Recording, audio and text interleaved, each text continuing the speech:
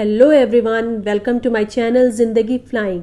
आज मैं फिर हाज़िर हूँ एक बहुत ही यूज़फुल वीडियो लेके जो कि बहुत ही इन्फॉर्मेटिव होने वाली है। तो प्लीज़ आखिर तक ज़रूर देखिएगा।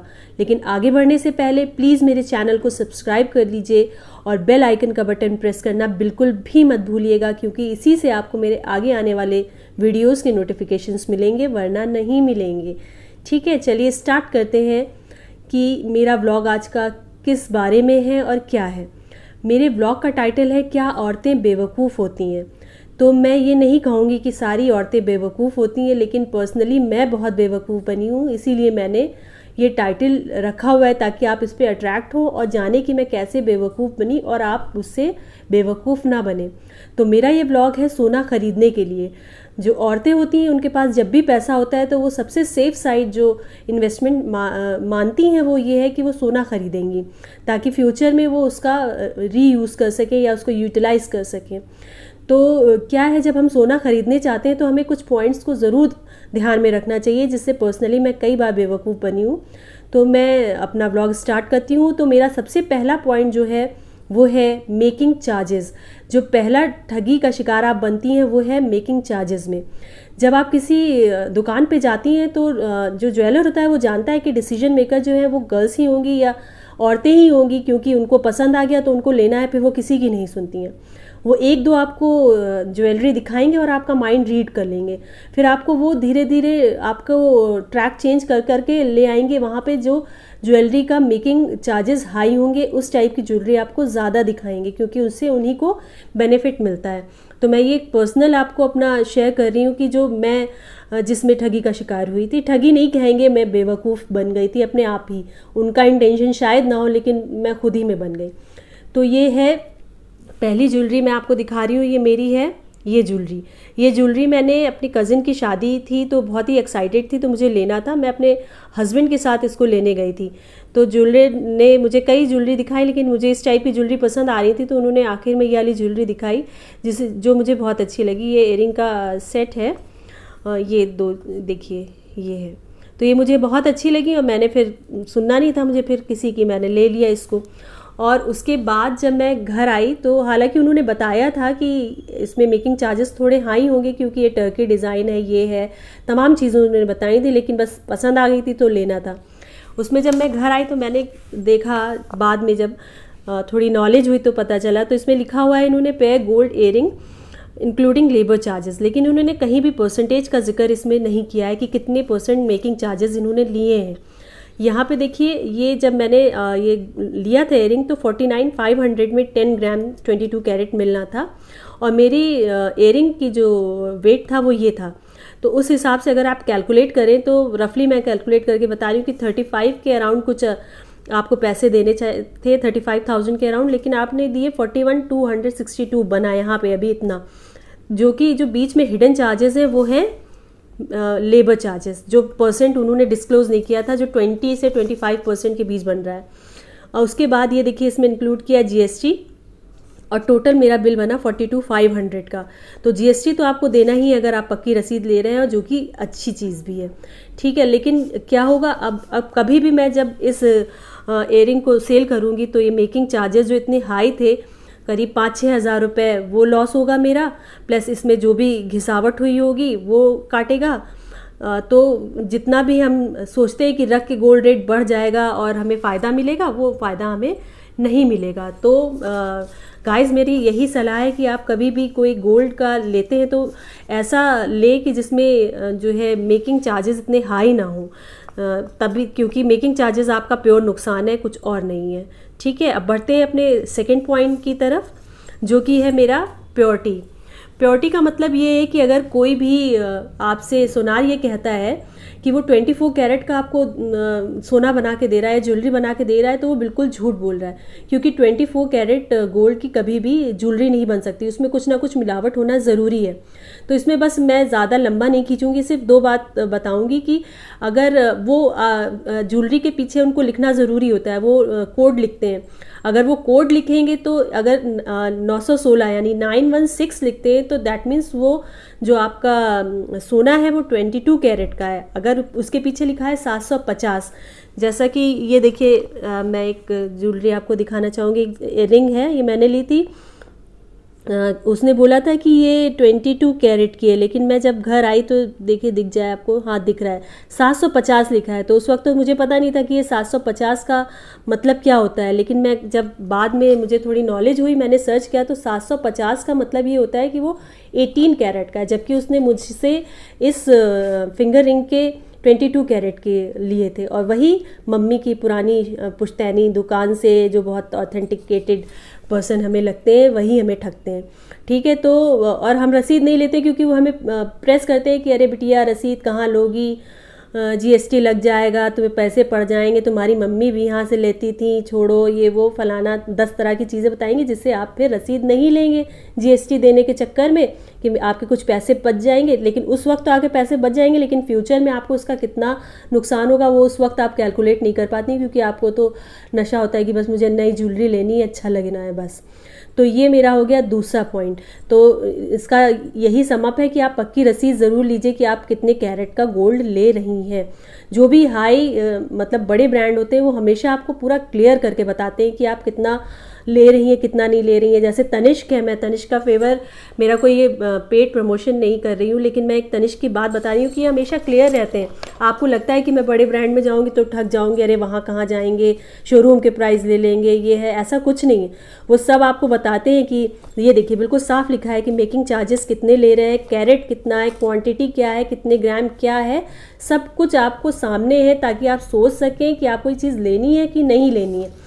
बाकी मोहल्ले के या मम्मी के या दादी के या जो इस टाइप के लोग होते हैं, वो आपको ये एकदम क्लियर करके नहीं बताएंगे कि बेटी हम इतना ले रहे हैं, तुम दोगी कि नहीं दोगी। वो बस हाँ बहुत अच्छा लग रहा है बेटी, हम कहीं ठगेंगे तुम्हें, ऐसा करके आपको पकड़ा देंगे।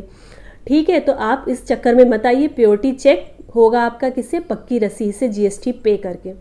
अब हम पढ़ते हैं अपने तीसरे पॉइंट की तरफ, जो कि है कि स्टोन्स। जब भी हम अपनी ज्वेलरी लेते हैं, मैं मिडिल क्लास की बात करूंगी, मिडिल क्लास की औरतें हमेशा ये चाहती हैं कि मैं ज्वेलरी ले रही हूँ तो ये एक टाइप का इन्वेस्टमेंट है, कि इन फ्यूचर कभी उन्हें घर लेना है या बच्चे की पढ़ाई है या कुछ है, और उन्हें बेचना पड़े तो उससे अच्छा रिटर्न मिले।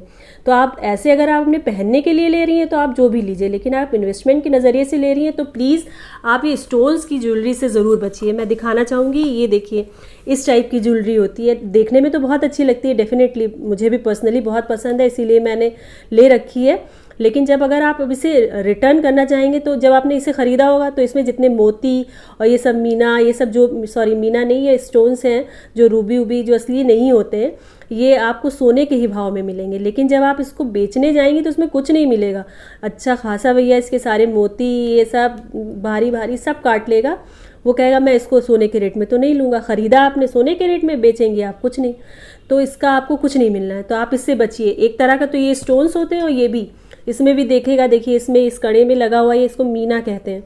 ठीक है, ये कहेगा भैया इसमें मीना भरा हुआ है, बिटिया हम इसमें से इसको हटाएंगे, अच्छा खासा तो मीना ही कट जाएगा, तो बेटा तुमको क्या मिलेगा, ये है वो है।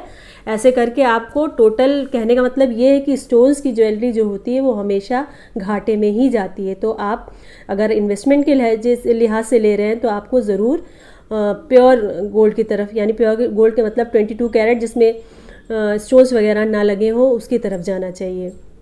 अब अगला पॉइंट मैं बताऊंगी, बहुत ही मतलब छुपा ही हुआ है, ये आपने शायद कभी गौर किया हो कि ये ज्वेलर का खेल होता है।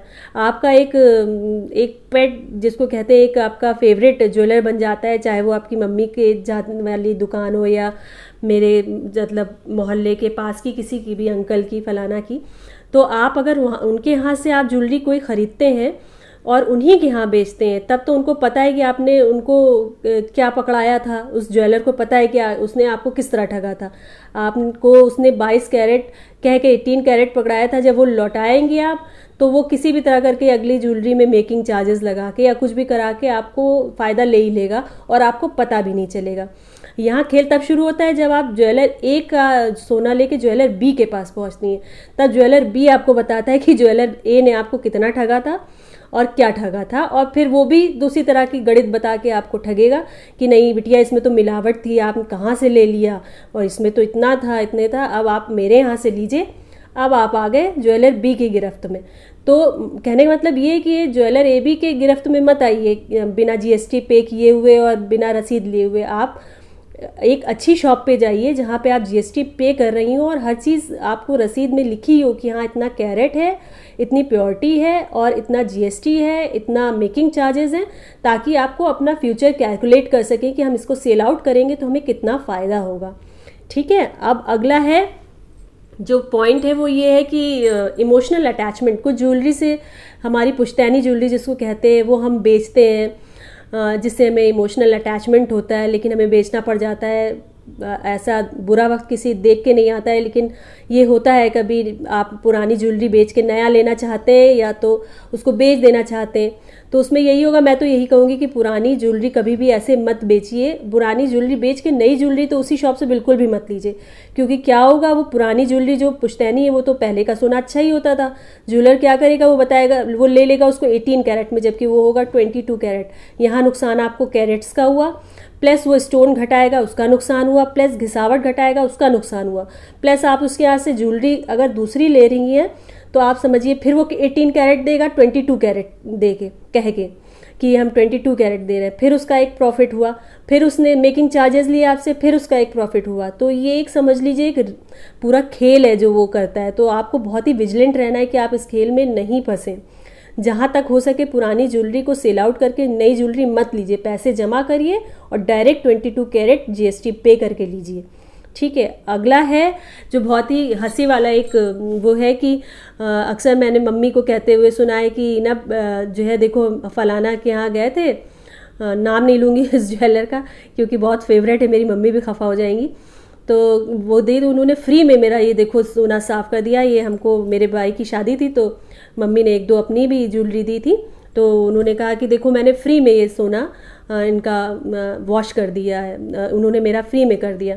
बहुत खुश थी कि पैसे भी नहीं लिए, बहुत अच्छा ज्वेलर है, हमेशा से उसने ऐसे ही किया है, कभी मेरा बहुत छूट दे देता है, ये है वो। तो क्या खेल होता है उस वक्त, तो हम लोग भी सोचते हैं हाँ भैया ये मम्मी वाले तो बहुत अच्छे हैं, वरना तो कोई ना ज़रूर अभी वहाँ से कराते तो ज़रूर पैसा लेता।